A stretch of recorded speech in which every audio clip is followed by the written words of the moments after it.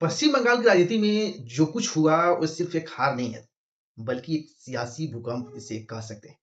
सोचिए मुख्यमंत्री पिछले 15 साल से राज की कमान संभाल रही हो, जहाँ की अपनी ही सीट वो नहीं बचा पाई। जी हाँ, ममता बनर्जी भवानीपुर से चुनाव हार गई और यकीन मानिए बस इस शुरुआत है दोस्त। चुनाव नतीजे में आज सबको चौंका दिया है दोस्त, क्योंकि आज हम बात करेंगे उस बड़े उलटफेर की, जिसने टीएमसी की जड़ें हिला के रख दी है। आखिर ऐसा क्या हुआ कि दीदी के 17 दिग्गज मंत्री ताश के पत्तों की तरह ढह गए? तो चलिए इस पे थोड़ा-सा गहराई से हम बात करते हैं। सबसे पहले हम बात करते हैं उस मुकाबले की, जिस पर पूरे देश की नज़र थी।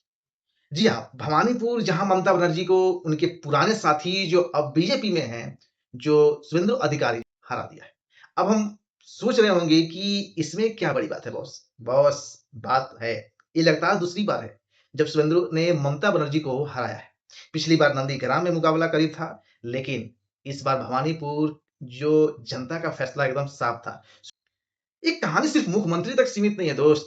बंगाल के इतिहास में शायद ही ऐसा कभी हुआ हो। सरकार में 17 के 17 मंत्री जो गद्दावर मंत्री अपनी सीट हार जाएँ।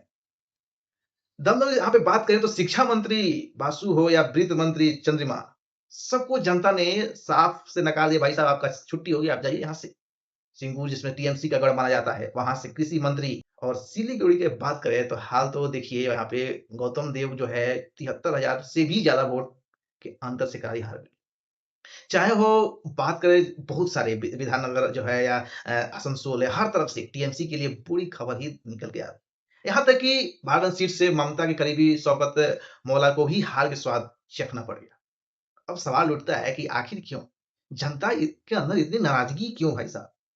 15 साल सत्ता में रहने के बाद एंटी इनकम्बेंसी तो होती है, लेकिन इस बार भ्रष्टाचार के गंभीर आरोप, भर्ती घोटाले और लोगों का गुस्सा, इन सब ने मिलकर एक सुनामी का रूप ले लिया और इस बार वोटिंग जानते हैं कितनी हुई है?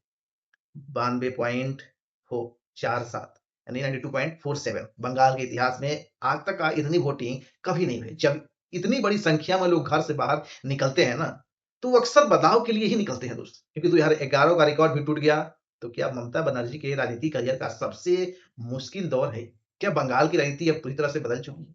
आपको क्या लगता है टीएमसी की इस हार की सबसे बड़ी वजह क्या हो सकती है? कमेंट में ज़रूर दीजिएगा और आपको क्या लगता है? जो कुछ हुआ, क्या बंगाल की एक नई दिशा बदलने के लिए हुआ है या कि एक नई ऊर्जा के साथ नया सरकार आई है, तो बंगाल की एक नई दिशा को की ओर लेके जाने वाली है?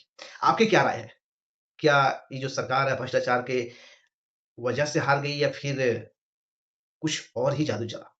क्या जो आरोप लगे टीएमसी पे उसकी वजह से हार गई या फिर कुछ कमियाँ रह गई टीएमसी के अंदर जो अपने ही किला नहीं बचा पाई? बाकी आप क्या सोचते हैं अपना कमेंट में ज़रूर किया। मिलते हैं कुछ नए अपडेट के साथ, तब तक के लिए जय हिंद, वंदे मातरम।